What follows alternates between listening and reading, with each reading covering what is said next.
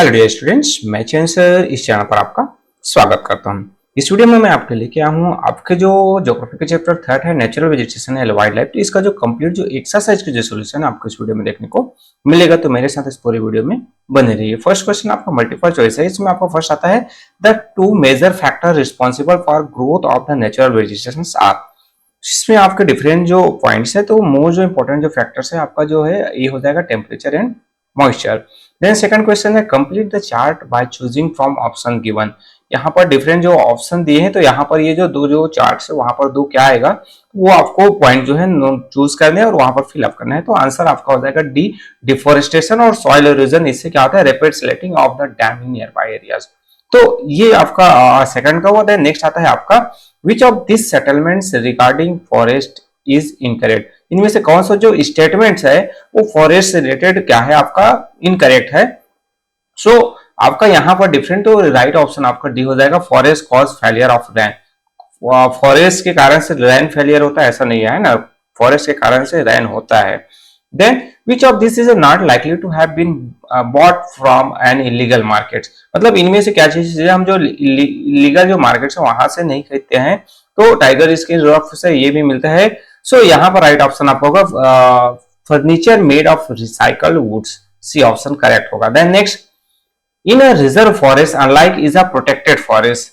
Reserve forest से हटकर जो आपका प्रोटेक्टेड फॉरेस्ट है, दोनों में क्या डिफरेंसेस हमें नजर आते हैं। तो यहाँ पर राइट ऑप्शन है आपका ए हो जाएगा, right to all activities like hunting and grazing are banned unless specific order are issued by government. Then next आपका 6 number indiscriminate hunting has cause many animals to. शिकार जो होता है तो उससे क्या हो गया, बहुत सारे जो एनिमल्स हैं वो क्या हो गए हैं, बिकम एक्सटिंक्ट। कई जो जीव है वो समाप्त हो चुके हैं। Then look at the figure and define the correct combination of zones of a biosphere from the options given। यहाँ पर कोर जोन, ट्रांजिट जोन या फिर बफर जोन, तो ये कौन सा जोन पहले आता है उसको आपको क्या करना है, यहाँ पर सही से चूज करने हैं। तो राइट ऑप्शन आपका क्या हो जाएगा, सी आ जाएगा। सबसे ज्यादा जो कोर जोन होता है, फिर बफर जोन और फिर आपका ट्रांजिशन जोन। तो ये आपका 7 का आंसर हुआ। देन 8 नंबर का जो एमसीक्यू आता है, which of the following will not be allowed in a wild life sanctuaries. इनमें से कौन सी जो एक्टिविटी है जो वाइल्ड लाइफ सेंचुरीज में अलाउ नहीं होता है, तो वो होता है आपका A, cultivation of trees for timber. Wild life sanctuaries में हम जो है टिम्बर्स का प्रोडक्शन नहीं करते हैं। देन डिस्टिंग्विश बिटवीन में आपका ऑटोट्रॉफ्स और हेटरोट्रॉफ्स है। तो plants are producer, they produce their own foods and are known as a autotroph. जो प्लांट प्रोड्यूसर, प्लांट्स क्या होता है, प्रोड्यूसर्स होते हैं जो अपना खुद भोजन जो प्रोड्यूस करते हैं, उस कारण से हम उसे ऑटोट्रॉफ्स कहते हैं। Animals cannot produce their own foods and depend directly or indirectly on the plants for their foods. They are consumers and are called heterotrophs. इस एनिमल्स अपना भोजन नहीं बनाते हैं, वो तो या तो किसी न किसी पर डिपेंड रहते हैं, तो इस कारण से हम उसे हेटरोट्रॉफ्स के रूप में जानते हैं। देन नेक्स्ट आपका प्रोटेक्टेड फॉरेस्ट और reserve forest. So in protected forest, right to activities like hunting and grazing are allowed unless specific order are issues। But आपका जो रिजर्व फॉरेस्ट होता है वहां पर in reserve forest right to all activities like hunting and grazing are banned unless specific order are issued by the government. Means यहाँ पर protected forest में आप हंटिंग और ग्रेजिंग कुछ हद तक कर सकते हैं, है ना, बट यहाँ पर जो है जब तक गवर्नमेंट कोई भी ऑर्डर पारित नहीं करेंगे तब तक रिजर्व फॉरेस्ट में कोई भी हंटिंग या फिर जो ग्रेजिंग एक्टिविटी बिल्कुल भी नहीं होता है। देन नेशनल पार्क और वाइल्ड लाइफ सेंचुरीज। तो इसमें आता है आपका national park is a large area of land preserve in its natural state as a public property and there are laws that protect the wild life in the park. इस national park होता है वहां पर वो बहुत बड़ा large area होता है जहां पर पब्लिक जो प्रॉपर्टी या फिर जो फॉरेस्ट है उसको प्रोटेक्ट करके रखा जाता है, और वाइल्ड लाइफ है वहां पर प्रोटेक्टेड रहते हैं। A wildlife sanctuary is the vast area set aside by the state to protect characteristics wildlife, especially migratory birds communities, or to protect threatened animals or plant species। मतलब wild life sanctuary बहुत बड़ा area होता है जहां पर कुछ special जो wild life जो या उनके जो स्पेशल जो प्रजातियां हैं, है ना, उनको प्रोटेक्ट करने के लिए वो एरिया जो है क्या बनाया जाता है, वाइल्ड लाइफ सेंचुरीज क्रिएट किए जाते हैं। देन नेक्स्ट आता है गिव रीजन वाले क्वेश्चन। इसमें फर्स्ट आता है population growth lead to deforestation. मतलब पॉपुलेशन बढ़ता है तो उससे डिफोरेस्टेशन होता है, तो रीजन बताना है आपके। When the number of people living in an area increases, the demand for land in that area to build houses, grow crops, set up industries, and for other uses will also go up. This will result in more trees being cut to clear land for all these uses. Thus, when the population of a place grow, the pressure on land will increase, leading to increased deforestation. Means क्या हुआ कि भाई जैसे जैसे peoples का जो है numbers बढ़ते जाता है, तो जो डिमांड जो हाउस के लिए क्रॉप ग्रो करना है, इंडस्ट्रीज लगाने हैं, रोड्स वगैरह बिल्ड कर, तो उनके लिए जो है लैंड का डिमांड है वो इंक्रीज होता है। तो इस कारण से लैंड के लिए ट्रीज को क्लियर किया जाता है और इससे जो है क्या होता है, डिफोरेस्टेशन होता है। Then Indonesia has lots of significant part of its forest cover in the last few decades. Indonesia क्या होगा, उसका फॉरेस्ट कवर है वो बहुत हद तक खत्म हो गया है ना, लॉस्ट हुआ है। रीजन बताने हैं कि in the wildfire that range in Indonesia from mid 1997 to May 1998 more than 8 million hectares of forest were burn. Means wildfire आया था इंडोनेशिया में 1997 से लेकर मई 1998 के बीच, तो लगभग 8 मिलियन जो हेक्टेयर्स हैं वो क्या हो गया, बर्न हो गया, मतलब जल गया। Then Indonesia has lost of its forest cover in last 30 years, और जो उसका आधा जो फॉरेस्ट कवर है वो लास्ट जो 30 इयर्स है वो उसमें लॉस्ट कर गया। तो many of the fires in Indonesia were started by human seeking to clear land for growing cash crop, और बहुत सारे जो फायर्स हैं वो ह्यूमंस के एक्टिविटीज के कारण से हुए, क्योंकि वो जो है कैश क्रॉप ग्रो करने के लिए लैंड को, फॉरेस्ट को क्लियर करते और आग लगा देते थे। देन नेक्स्ट आता है आपका third, conservation of wild life is important.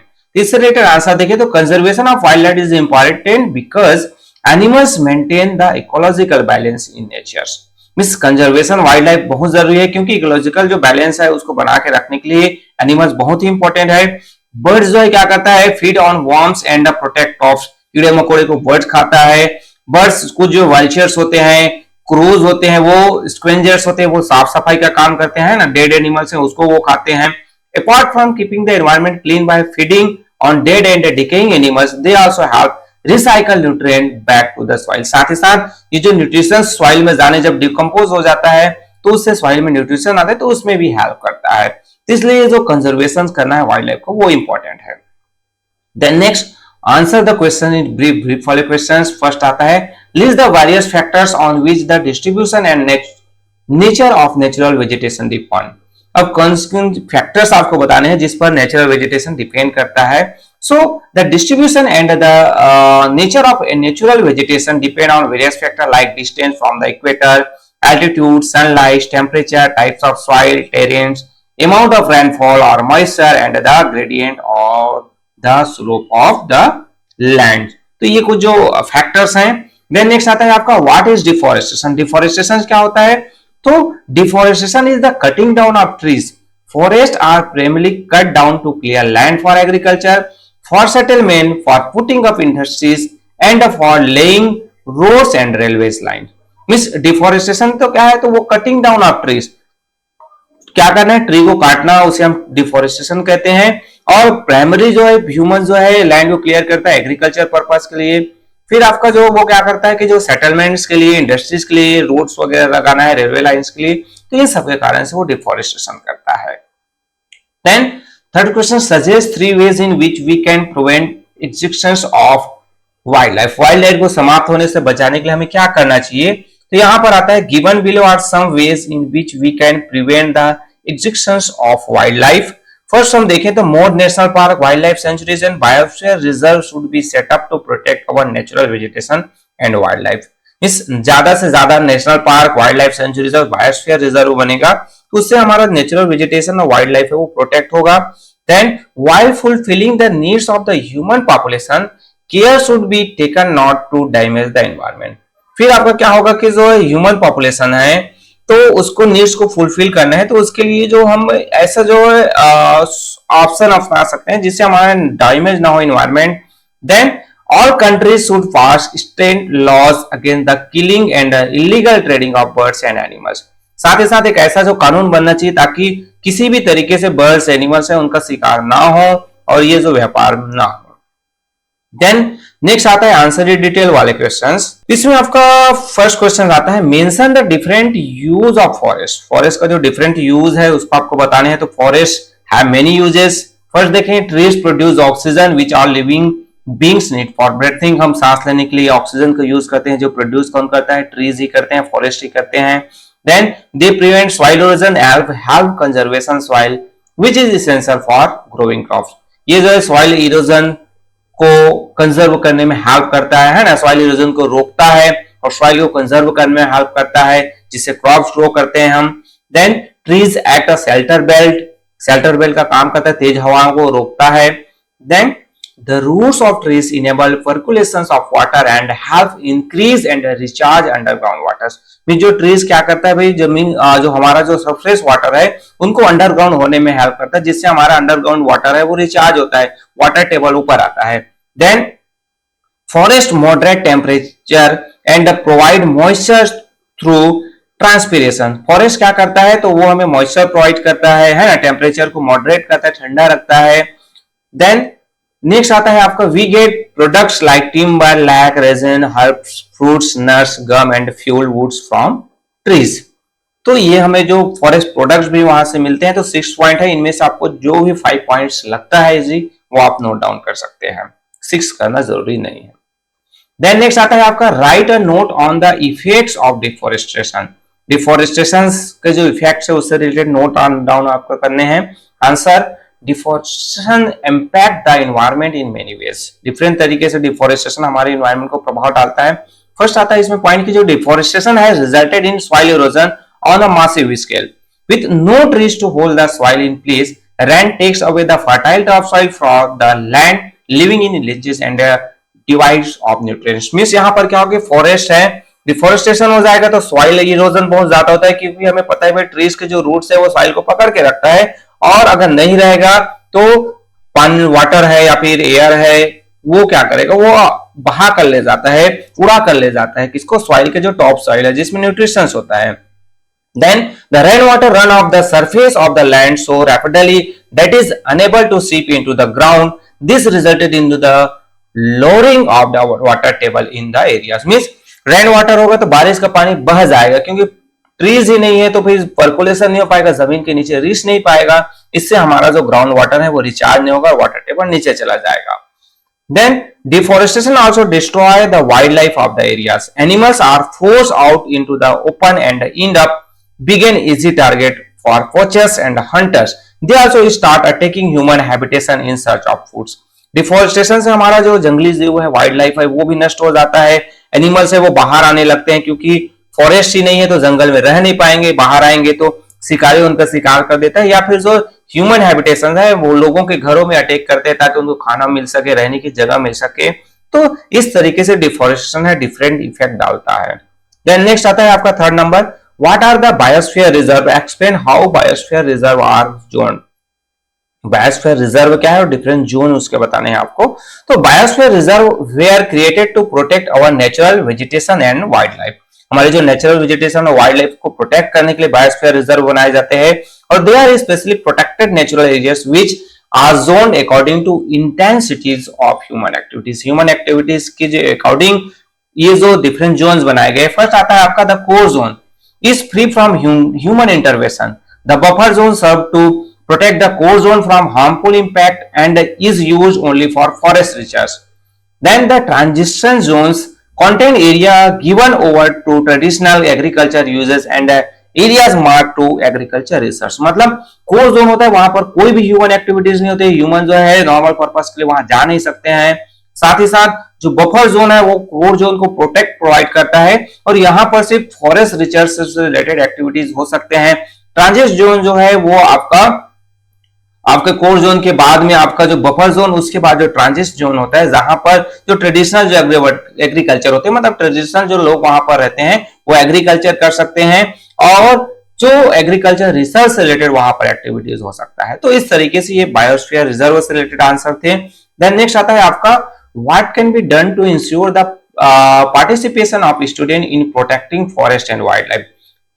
क्या आप जो स्टूडेंट कर सकते हैं, आप अपने से भी आंसर ले सकते हैं कि आप जो है फॉरेस्ट और वाइल्ड लाइफ को प्रोटेक्ट करने के लिए क्या चीजें कर सकते हैं। स्टूडेंट्स आंसर देखें तो students can take part in tree planting drives and create awareness about the needs to conserve tree either individually और इन ग्रुप्स मतलब स्टूडेंट्स है, ट्री प्लांटिंग जो एक्टिविटीज होता है उसमें पार्टिसिपेट कर सकते हैं, अवेयरनेस फैला सकते हैं कि हमें ज्यादा से ज्यादा ट्री प्लांटेशन करना चाहिए, है ना। इन्वायरमेंट कंजर्वेशन से रिलेटेड जो डिफरेंट ग्रुप्स होते हैं वहां पर हम ज्वाइन कर सकते हैं, इको क्लब का फॉर्मेशन कर सकते हैं। Then eco warriors, they can become eco warriors, they can demonstrate respect for wildlife by strictly following rules and regulations when they visit national park and sanctuaries। हम जब कभी वाइल्ड लाइफ सेंचुरीज या फिर national park जाएंगे तो वहां पर wildlife से रिलेटेड जो रेगुलेशंस रूल्स वगैरह बने होते हैं हमें फॉलो करना चाहिए। Then they can discourage people from promoting shows from which animals need to be kept in captivities. मतलब पीपल जो कई जो है जानवरों का खेल दिखाते हैं, जानवरों को रखते हैं, तो ऐसे चीजों से हमें अवॉइड करना चाहिए और लोगों को ज्यादा से ज्यादा मोटिवेट करना चाहिए कि भी हमें ट्रीज और जो हमारे जो एनिमल्स हैं, वाइल्ड लाइफ है, उनको हमें प्रोटेक्ट करना है। तो ये चीजें किया जा सकता है।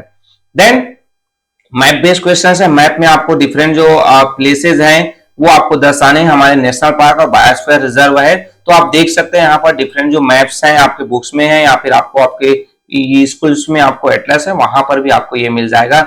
यहाँ पर Corbett national park, Dudhawa national park है, ये आपका सरिस्का नेशनल पार्क हुआ, आपका कैलो देव नेशनल पार्क, उसके जस्ट नीचे ये आपका ग्रीन कलर में आपका रणथंभौर नेशनल पार्क दिख रहा है। काजीरंगा नेशनल पार्क यहाँ पर आपको असम में नजर आएगा। उसके नीचे हम सुंदरबन जो टाइगर रिजर्व है वो आपको देखने को मिलेगा। कहाँ पर आपका जो वेस्ट बंगाल और बांग्लादेश का एरिया है वहां पर आपका बांधवगढ़ नेशनल पार्क आपको मिलेगा मध्य प्रदेश में। साथ ही साथ कान्हा नेशनल पार्क भी आपको मध्य प्रदेश में मिलेगा। गुजरात में आपको गिर नेशनल पार्क देखने को मिलेगा। आपका जो यहाँ पर आपका केरल, कर्नाटका और आपका ये तमिलनाडु वाला पर आपको ये जो है नीलगिरी वाला जो एरिया है ना, डबल हो गया, यहाँ पर थोड़ा ध्यान रखिएगा। नीलगिरी बायोस्फीयर रिजर्व है ये आपका। देन यहाँ पर gulf of Mannar biosphere reserve आपको देखने को मिल जाता है, तमिलनाडु के सो एरिया से बॉर्डर से लगा हुआ, जो कि हमारा gulf of Mannar biosphere reserve है। तो इस तरीके से ये जो है मैप बेस्ड क्वेश्चन हुए। नेक्स्ट आपको देखने को मिलता है केस बेस्ड क्वेश्चंस। इसमें आपका जो एक जो टेबल दिया हुआ है फॉरेस्ट कवर इंडिया जो है 2009 टू 2001 के बीच, और आपको फॉरेस्ट रिपोर्ट, इसको आपको टेबल को देखना है। तो यहाँ पर एरिया दिखाएगा, परसेंटेज डिफरेंट आपको 19 में एरिया कितना स्क्वायर किलोमीटर में था और 2021 में कितना एरिया स्क्वायर किलोमीटर, तो डिफरेंसेस आपको यहाँ पर बताने हैं। आंसर देखें तो परसेंटेज जो ईच जो कैटेगरी फॉरेस्ट कवर है उसको बेस्ड दे दो। तो यहाँ पर डायरेक्टली हम आंसर देखते हैं। तो यहाँ पर 2019 और 21 में डिफरेंसेस आपको वेरी डेंस जो कवर है वहां पर 0.50% इंक्रीज हुआ है। मॉडरेट डेंस फॉरेस्ट में देखेंगे तो यहाँ पर 0.51% जो है डिक्रीज हुआ है। देन ओपन फॉरेस्ट में देखेंगे तो 0.86% जो है इंक्रीज हुआ है, और आपका श्रब्स में देखोगे तो यहाँ पर 1.64% जो है डिक्रीज हुआ है। तो ये जो टेबल्स है आपको टेबल में शो भी कर सकते हैं। देन नॉन जो फॉरेस्ट है तो 0.07% डिक्रीज हुआ है। Then over the time period, so some classes of forest cover has recorded an increase, very dense cover in open forest, and some have registered a dense decrease, जिसमें आपका moderate dense forest है, shrubs और non forest land है। मतलब ये जो चीज हमने देखा यहाँ पर हमने एक लाइन में इसी को नोट कर दिया। नेक्स्ट सेकंड क्वेश्चन आता है आपका, deforestation is unavailable in a country like India with a huge populations to feed. Do you agree? Give one argument for and one arguments against this statement. अब हमें इसके favour में और against में argument देने हैं। तो सबसे पहले हम जो है अगेंस्ट में देखें तो however large the populations of India, maybe deforestation should not happen. We should learn to use the available land resource efficiently and optimally. Population control mechanisms should be put in place to ensure that deforestation does not become inevitable. Miss यहाँ पर क्या हो गया कि भाई जो population इतना ज्यादा है फिर भी डिफोरेस्टेशन यहाँ पर नहीं हो सकता। क्यों? क्योंकि हमारे पास जो लैंड रिसोर्स अवेलेबल है उसको हम बेहतर तरीके से इफिशिएंटली और ऑप्टिमली यूज करेंगे तो हमें और ज्यादा लैंड की जरूरत नहीं होगी। साथ ही साथ पॉपुलेशन कंट्रोल करेंगे तो और हमें एक्स्ट्रा जो लैंड की जरूरत जो आप फ्यूचर में पड़ने वाली वो नहीं होगी। तो उससे क्या होगा, हमारा डिफोरेस्टेशन नहीं होगा। हम ये तो उसके आर्गुमेंट्स अगेंस्ट में हो गए। अब इसके फेवर में देते हैं कि डिफोरेस्टेशन जरूरी है। So it is inevitable that deforestation happen considering the large size of Indian population. Forests have to be cut down to clear land for agriculture, for settlement, for putting up industries and for other purpose. Protecting forest therefore cannot come at the cost of fulfilling human needs. मतलब हमारे यहाँ जो deforestation बहुत जरूरी है क्यों? क्योंकि इतना बड़ा लंबा पॉपुलेशन है, लोगों के रहने के लिए, खेती बाड़ी के लिए, इंडस्ट्रीज के लिए और रोड्स वगैरह, ब्रिजेस, उनके लिए तो जरूरी है लैंड, है ना। सो इस कारण से हम भाई फॉरेस्ट को प्रोटेक्ट करेंगे तो ह्यूमन डेवलपमेंट नहीं होगा, ह्यूमन की जरूरतें पूर्ण नहीं हो पाएंगी। इस कारण से जो डिफोरेस्टेशन जरूरी हो जाता है। तो इस तरीके से ये जो आपके जो चैप्टर से रिलेटेड आपके जितने भी जो क्वेश्चंस आंसर थे उसके सॉल्यूशंस है मेरे द्वारा प्रोवाइड कर दिए गए। होपफुली आपके लिए हेल्पफुल होगा। अगर वीडियो हेल्पफुल है तो वीडियो को लाइक कर सकते हैं, आप अपने क्लास फ्रेंड के साथ भी शेयर कर सकते हैं, और चैनल पर नए हैं और अभी तक सब्सक्राइब नहीं किया तो सब्सक्राइब भी कर सकते हैं, ताकि इसी तरीके से और हेल्पिंग वीडियो आपको इस चैनल के माध्यम से मिलता रहे। सो ओके, थैंक यू, मिलते हैं अगले वीडियो में।